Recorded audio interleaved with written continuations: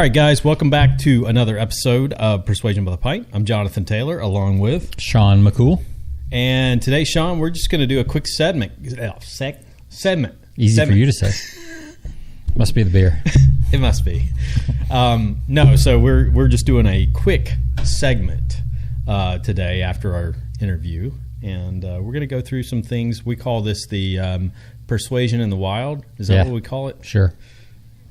I like that. So it's kind of stuff we're seeing. Yeah, kind of stuff we're seeing out there, and that persuaded us. Yeah. In one way or another, Yep. Either slowed us down or actually made us make a purchase that we weren't planning on making. So people would think, you guys, you have a background. You obviously, Sean, you've been a copywriter for a number of years. You have background in marketing. Yep. Sales. Plenty of sales. So they would say, you guys would be more not as susceptible to persuasive marketing because you can kind of see through all that. Oh, I wish that were true. That's not the case. It would save me thousands of dollars a year. Yeah. I actually remember when I was in sales, selling timeshares. Don't unsubscribe, please. Yeah. But my manager would say the salespeople, like when you find out somebody's a salesperson, it's the easiest person to sell. Yep. Because they have a lot of empathy for what you're going through. Mm-hmm. And if you do a decent presentation, and if you actually, like if you know they're a salesperson, and if you just have the guts to ask for the sale, typically you'll get it from the salesperson. But if you never ask, you won't. Because then they'll draw a line the other way. Right. It's like, look, if you don't even have the guts to ask for the sale, I'm not going to give it to you. Yeah. And that actually happened with, this wasn't going to be one of my examples, but I just bought a new Jeep, traded in the F-150 for a Jeep Wrangler. I'd missed my Wrangler, especially summertime, doors off, that kind of stuff. And moving to Austin, there's going to be more season for that. So I was like, it's time to get a Wrangler again. So, absolutely. But we were going through the lot, and the guy just wouldn't close me. He just would not ask for the sale. Mm-hmm. In this case, it didn't really matter because I wanted the Jeep. So I asked him. Yeah. But I was like, well, now, but the sales process was going through my head the whole time. I was like, dude, when are you going to ask me to do the numbers? When are you going to ask me to test drive? I had to lead him instead of him leading me. Mm-hmm. So that was a little disappointing, but still he got the sale. So maybe that's his technique. Maybe he's doing the Columbo technique and just kind of asking questions, kind of pulling me, letting me ask him, type response. So yeah. But before we get into that, for those that didn't listen to the last episode, which is probably only one or two people, we've got today's beer.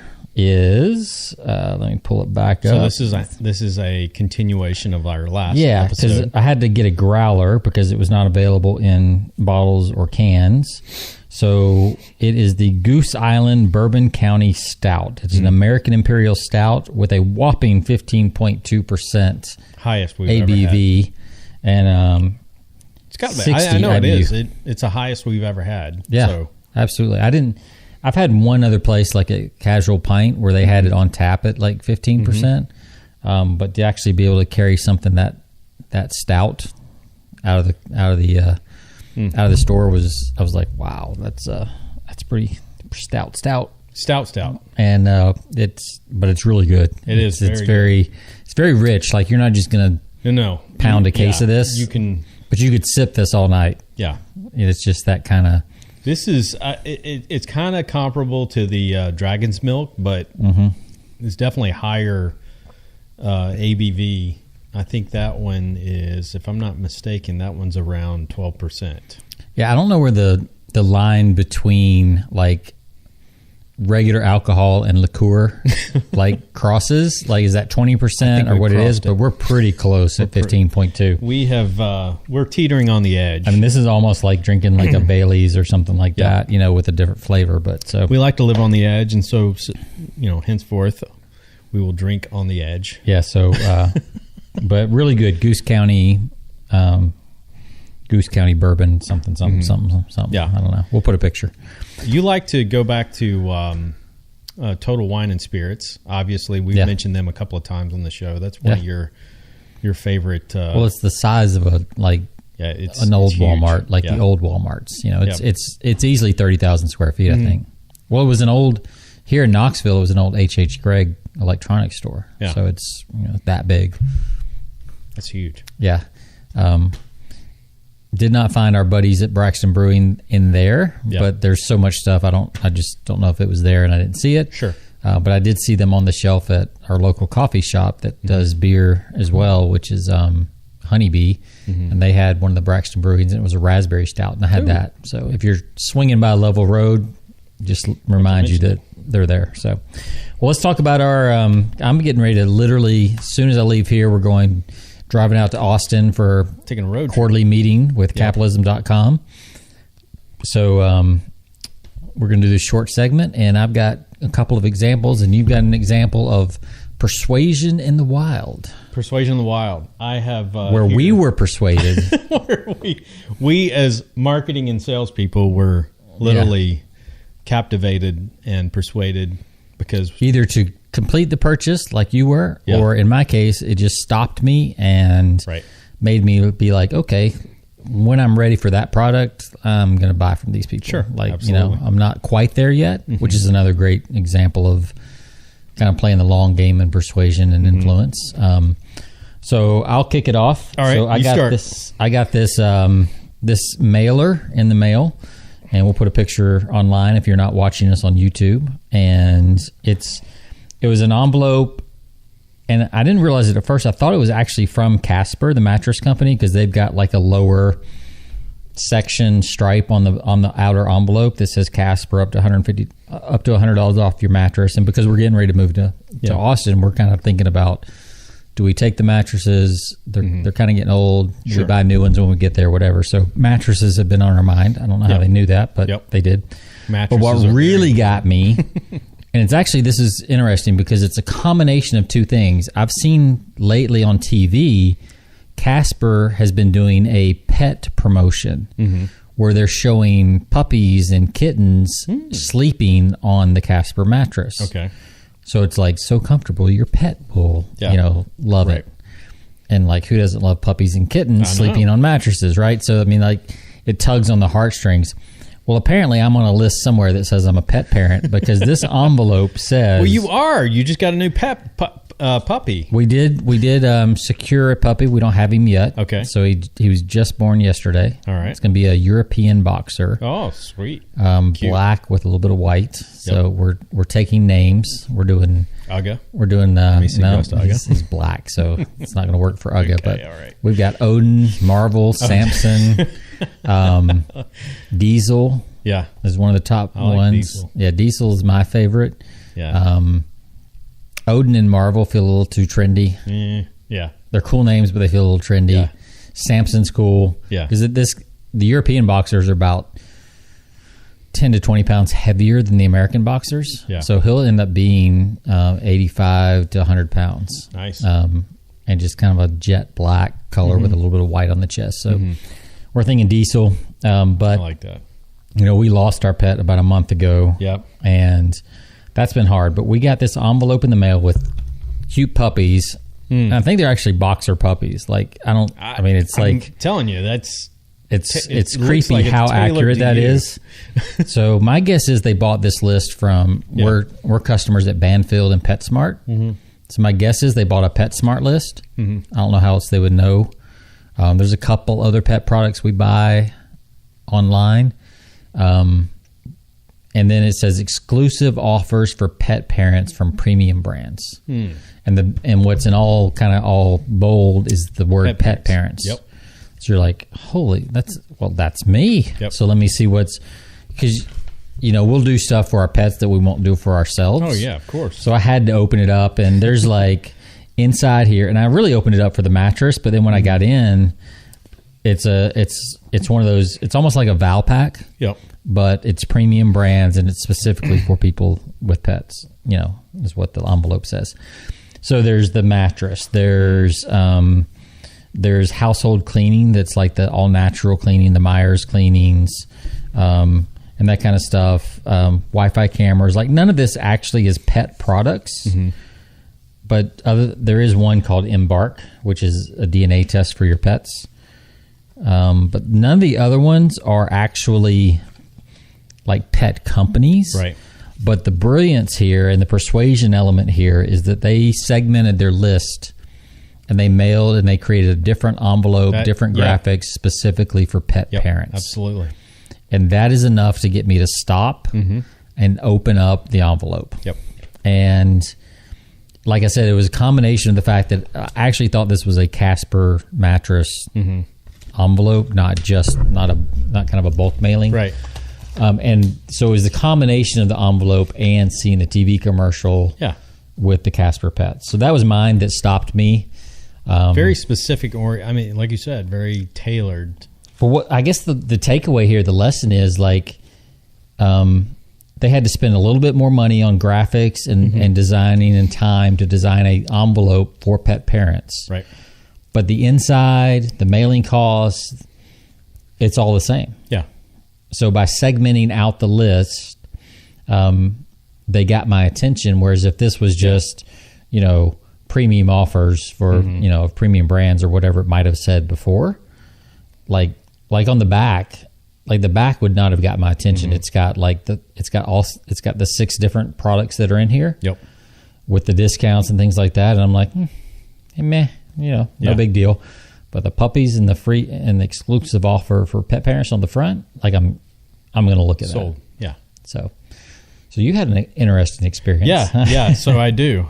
So I'll just mention that real quick before I move on to mine. But to me, that's brilliant on their part in the sense that segmenting that market, people will spend a fortune on their pets. Oh yeah, and the emotional trigger. Right, the emotional trigger. And we talked about a little bit about that with Kent Julian on our previous episode about those triggers, those anchors. Yeah. And I think that was a brilliant move on their part, incorporating that into, because I don't know what the demographic is, but there's so many Americans today who, pets are part of their family. That's like an extended part of their family. And I would guess that pet owners as a demographic earn more and spend more than non-pet owners. Yeah, I would think so. You almost have to, by nature of having a pet. Yeah. There's exceptions, of course, but I think as a whole, if I had a customer who was a pet owner versus not, there's statistics like, you're a landlord and, it's, I don't like pets, but at the same time, but I like pets. But at the same time, if you look at the research, like people with pets are more responsible than people without pets. Overall, right? There's always exceptions, and some people like just let their pets run wild and they piss in the corner of your rental house, and you don't want that. But overall, they tend to be higher educated, more responsible, higher earners, all kinds of stuff. So that's and it's really not it's not like they had to segment way down. That's a pretty broad segment still. So it's not like they only sent out 1,000 of these. They sent out probably millions of these. Yeah. So it wasn't a huge, deviation. I'm trying to think because I don't know. Are those kind of look like boxers? Are those boxer pups? I think so. Okay. Yeah. Close enough that it got my attention. Yeah, exactly. Because you own boxers, and and that was really boxers. That's a unique. Well, they're one of the top 5 breeds. Yeah. So even if they did if they guessed and did the top 5 breeds, Labrador puppies, Golden Retriever puppies, whatever. So I'd say boxer owners are probably in the top demographic of I like people that own, because they pay. Most people, you don't get a free boxer. You pay a lot of money for a boxer. Right. Yeah. You don't just get you don't get a mutt. You get a boxer, which is it's like paying for a Labradoodle or a Golden Doodle. Right. Exactly. Or a Retriever. So good point. So what did you? Who got you? Oh man, I got snagged this past week because I love to play golf, and when I say I love to play golf, that doesn't necessarily mean I'm an exceptional golfer. That just means I love the game, because most people will tell you, even if you're not great at the game, the inconsistency that you see within the game will keep you coming back time and time again, because you can end on a bad note, but then that keeps you going back to where you want the feeling of having, that positive feeling. So you come back again, and you want to end on a high. But then when you end on a high, you got to come back. It's like gambling. Or if you just have that one drive. Yeah, exactly. And the whole, in my case, 130 strokes. Yeah. It's like it's utterly, and I don't gamble, but it's as close to gambling, I guess, without spending a ton of money. And I shouldn't say spending, because you you're spending the money. You spend the money, but it's like in different ways. But like it's the closest thing to gambling, I guess, that I can get without actually going to Vegas. But yeah, you don't expect it back. No, you That's don't the only expect difference. Exactly. So anyway, we've talked about in the past, like Facebook ads and things like that. So, inevitably we know from a Facebook advertising standpoint, you typically will see ads geared towards what your interests are. So, right. You being, obviously you have a lot of different interests. And, we just talked about boxers. For me, I like to play golf, when I get a chance to. And so I'm going to see inevitably on Facebook, I see ads for golf, and I've seen every gadget under the sun that's going to help shave like 3 strokes off your game. Most of those I don't buy into, but one that came across, I fell prey to, being a sales and having the sales and marketing background myself.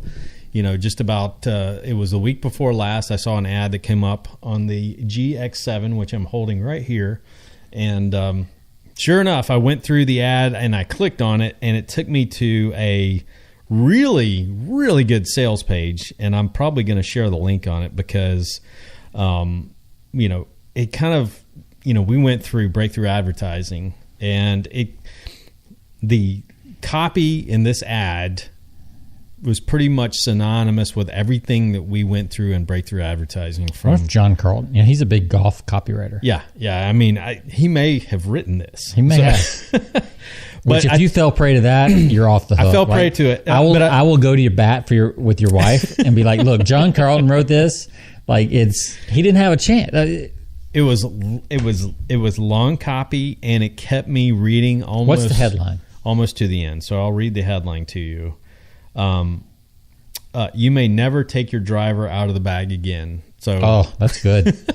That is good. So to me, and I have about 3 different drivers. So, when I see something that, wait, you may never take your driver out of the bag again, and it's selling a driver. Yeah, it's selling a driver, because here's the frustrating thing. Here's the frustrating thing for me is that. So my iron game is pretty smooth, but the biggest frustration in my game is my driving game, because I have a serious. You and Tiger. Yep, me and Tiger. We got the hook. I don't know if his a hook or a slice, but for me it's the hook. It's the hook issue, and I've almost gone to the point of in my game completely eliminating my driver, going through either a 3-wood or just like teeing off with my irons, because I'm so much more consistent with my irons. Right. So when I come across an ad like this, it captures my attention, because I'm like looking for anything to replace like everything that I've had so far in my drivers, because nothing's changed. So I see this ad for a GX7, and it totally intrigues me. So it gives me, the first thing it says, as I mentioned, like, you may never take your driver out of the bag again. Watch the video to see how the G7 X metal delivers more control, more accuracy, with fewer mishits and more fairways than a typical driver. Okay, so everything that I do with my typical driver is usually not in the fairway. So when I read something like that, I'm imagining... Well, I think this is a good example of like reclassification. I don't remember the exact term in breakthrough advertising, but they're reclassifying this. They're not calling it a driver. No. But it is a driver, right? It is a driver, yeah. But they're calling it a GX7. Right. Because they don't want you to automatically categorize, I can't hit a driver. Right. So they're they're actually like a smaller head than any of my other drivers. So so even better. Like everybody else is going jumbo head. Right. Yeah, huge heads. Like right. That's it's like tennis rackets, right? If you're in tennis, like it's the bigger the head, the more likely you are to hit the sweet spot. Bigger sweet spot. And that's all. And they're going the other way. Like you don't need. But what I'm hearing is like they're just saying this isn't even a driver. Right. This is better than a driver. This is better than a driver. You're not going to have, you're not going to, you've been sold. So, their copy is pretty much, you've been sold over the years that, the bigger the head, like you just said, the bigger the sweet spots, the more you're going to. Oh, so the copy says that? Oh yeah, absolutely. Oh man, I could have wrote that. Goes through, yeah. And so In fact, in bold letters, you've been doing it backwards. You've been trying to make your swing work with your driver when what you need is a driver that works with your swing. So what they're telling you is you're not the problem. We've been telling ourselves we're the problem for years. It's not your fault. It's not our fault. Like we've talked about. Yes. It's not our fault. It is, it's that equipment you've been using. You just need something that is tailored to your totally faulty approach to the golf game. So, what's not going to be believable in that, so I'm totally hook, line, and sinker. I'm thinking, okay, I got to read a little further. But I mean, the copy is brilliant. It goes like, it's not your fault. You're not the problem. It's been the way you've been, the equipment you've been using, so. Of course it's the equipment's fault. Of course. What else could it be? So, you go through the copy, to make this, because we're on a short segment, to make this quick, the snag that really got me to the end of the copy, what really pushed me over the edge, because you get to the copy and it's like $300, I don't even know if I want to do that. Yeah. Here's what snagged me. Here's what pushed me over the edge. You pay $1. You try it out for 30 days. Who's not going to buy into that, right? Right. So, sold. $1. So I paid $1. I put $1 on my credit card plus the shipping to have it sent, which was a total of like $8. Wow. To have it shipped to me.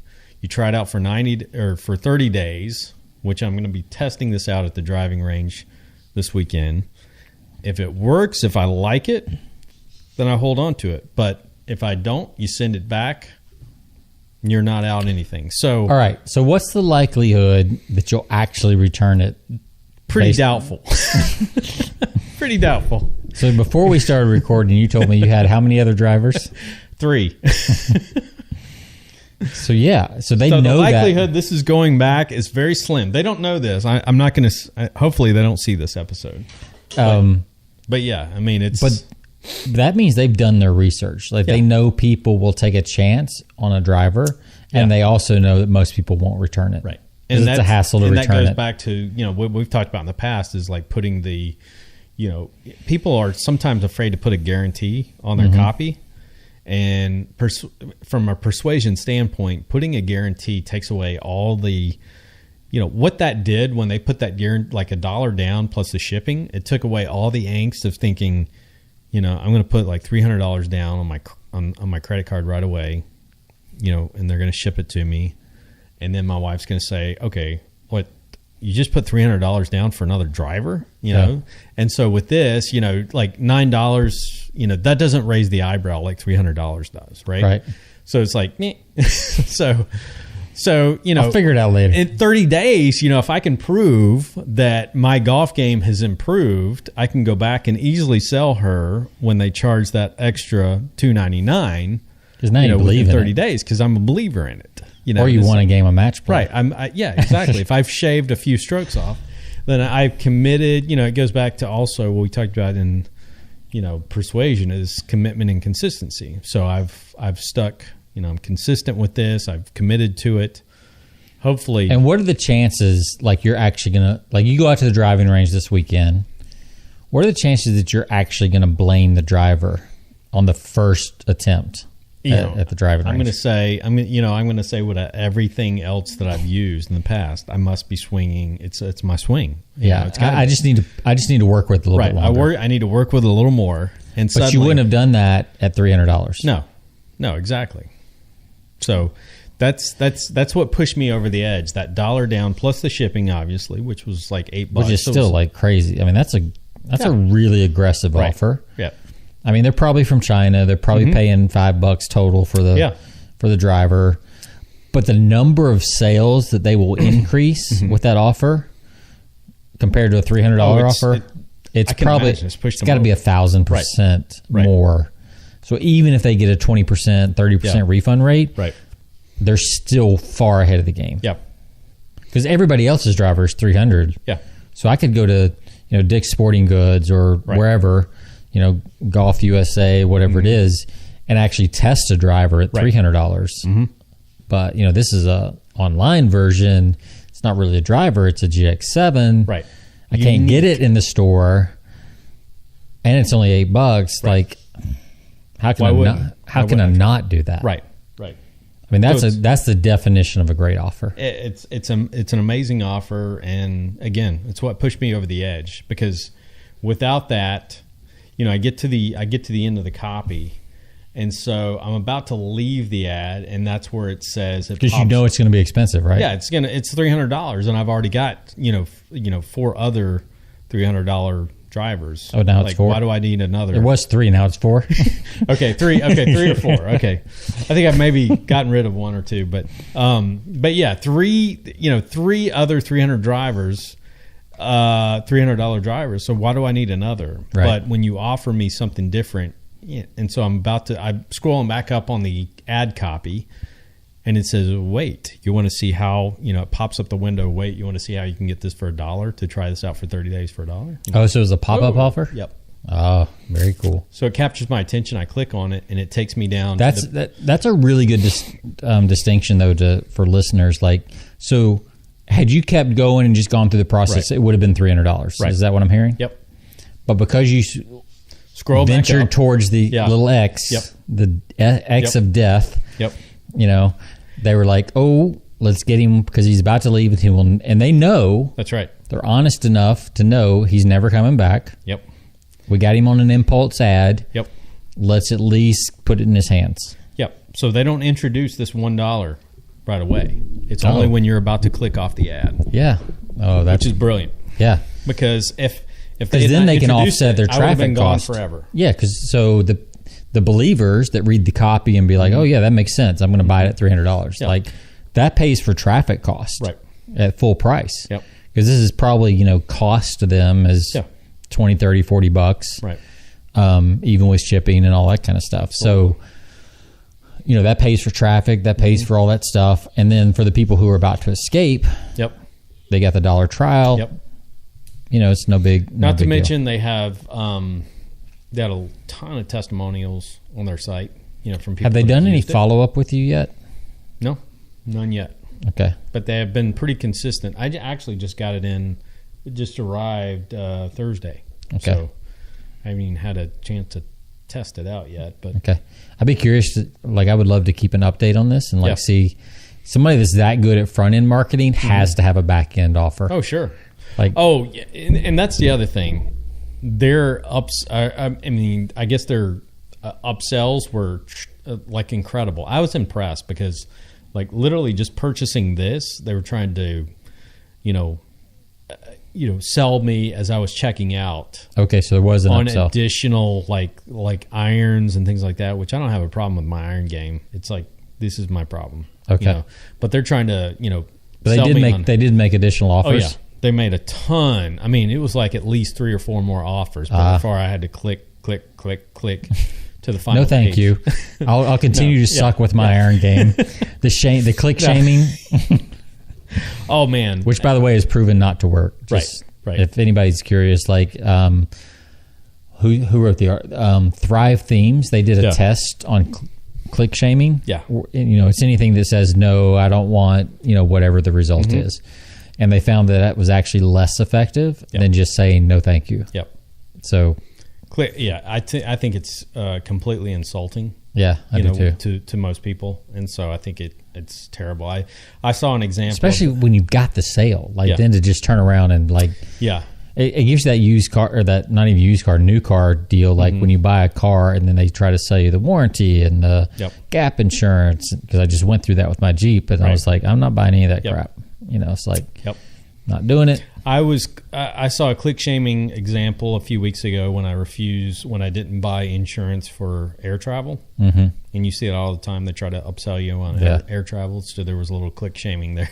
So I was we should do a whole episode on click shaming.